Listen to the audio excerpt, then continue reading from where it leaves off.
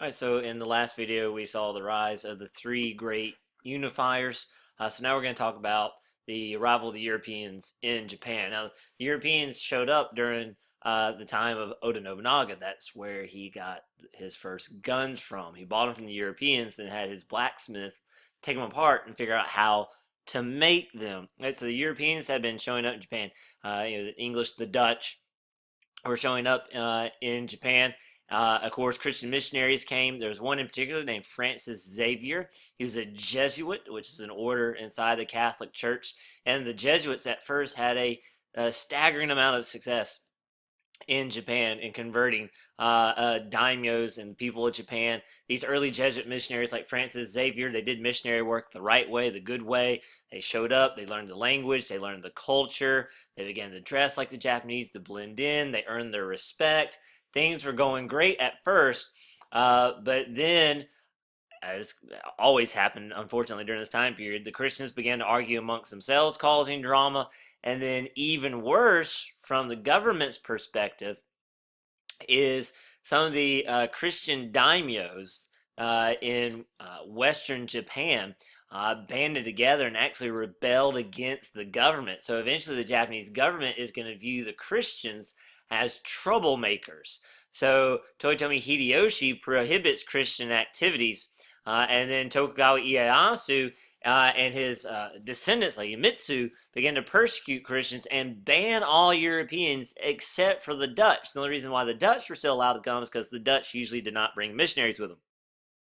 But even with the Dutch, they can only come to one island off the coast of Japan certain months of the year, and they had to stay inside this certain area on that island and could only talk to and deal with certain people. So essentially, Japan is going to be isolated from the outside world for the next 200 years.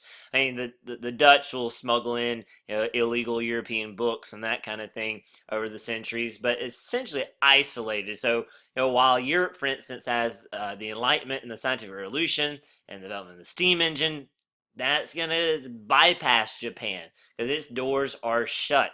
No Japanese person could leave Japan and come back, and no foreigners were allowed in except for the Dutch. Now, this time period was a time period of great peace under the Tokugawa rule. In fact, this time period is often called the Great Peace, capital G, capital P. Right?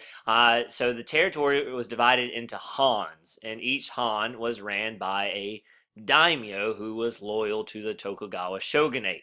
And one reason why they were loyal is because they had to be, because of the hostage system, sometimes called the alternate residence system, because you had to have two homes, right? The alternate residence, so you had two homes, a main home and an alternate home, the Sanken Tokai system. Right? So with the hostage system, daimyo has two homes. One is in his Han, and then one has to be in the shogun's capital of Edo, which is modern day Tokyo.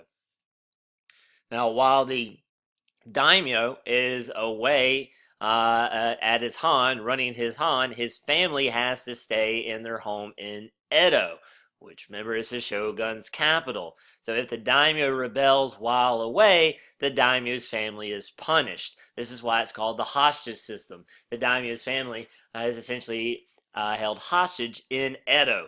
Now, they could go anywhere they want in Edo. They would live in their own home. In fact, their own home was expected to be really nice. That was kind of part of the Japanese culture. If you're daimyo, you had to have a nice home. So it's not like hostage, like you're duct taped to a chair kind of thing. But your family wasn't allowed to leave Edo. That way, if you misbehaved while away, right, your family was within easy striking distance. And this is going to work. You're going to have basically 200 years of peace in Japan, ignoring the occasional peasant rebellion. So during this time of great peace, the samurai, right, there's no wars for the warriors to fight. So many of the samurai become managers of their daimyo's lands. Other samurai and low-ranking samurai end up living in poverty. There's just not a lot of work for them to do. Some of them even become bandits. There's even an idea that the modern Japanese organized crime, kind of like the Japanese mafia called the Yakuza, started during this time period, and it was started by this criminal organization was started by samurai who couldn't find work, so they turned to crime instead. So there was a lot of economic and social changes going on. In Japan, the merchant class was disrespected, just like in China, because they're viewed as parasites because they make money off other people's hard work. But there's no wars anymore, right? There's growing populations in the cities, particularly in Edo, right? Someone has to serve the needs of all those people. It's the merchant class. The merchant class begin to accumulate a lot of wealth. Now, even though they have a lot of wealth, by the traditionalists, they're still looked down upon. So the shogun's still going to look down upon them. The daimyos are still going to look down upon them. The samurai will look down upon them.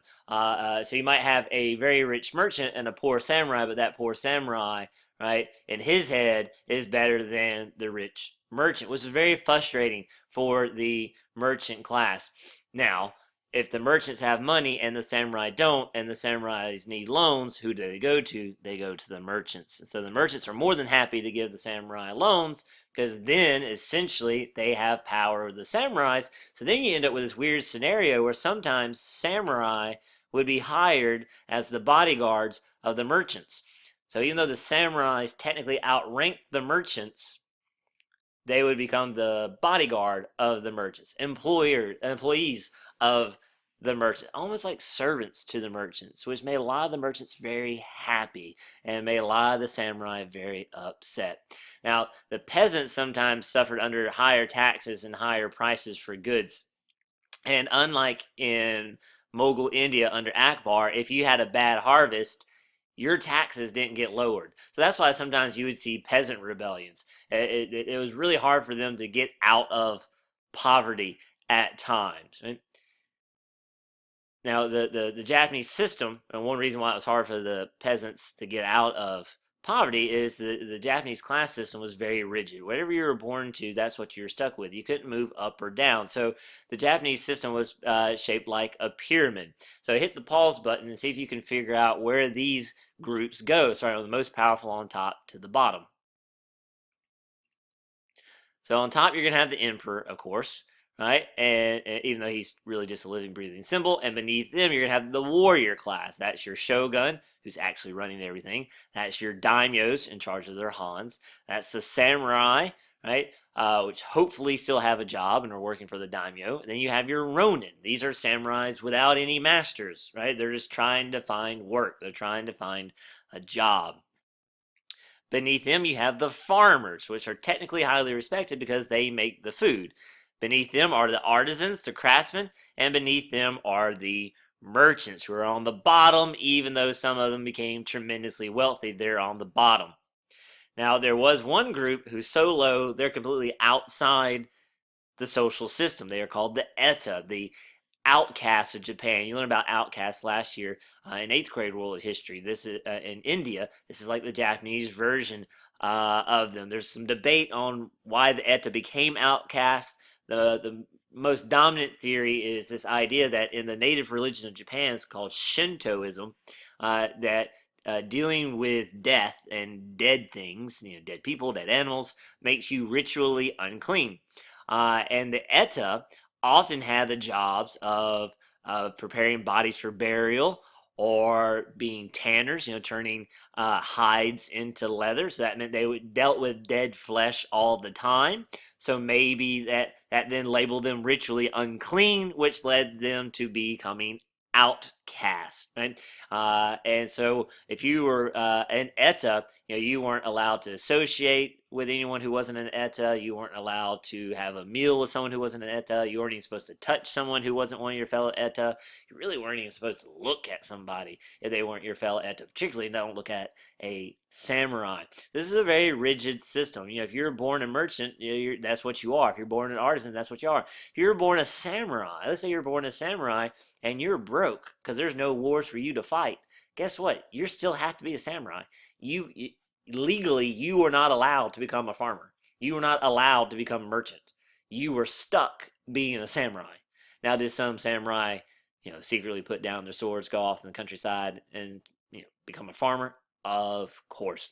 But you weren't supposed to, right? Whatever you were born into, that's what you were. So you certainly couldn't marry outside your class. Like the daughter of a poor peasant's not going to fall in love with a samurai and they're going to get married and live happily ever after. It didn't work that way. Farmers marry other farmers, artisans marry artisans, merchants marry merchants, warriors marry people from the warrior class. That's how it worked, a very rigid society.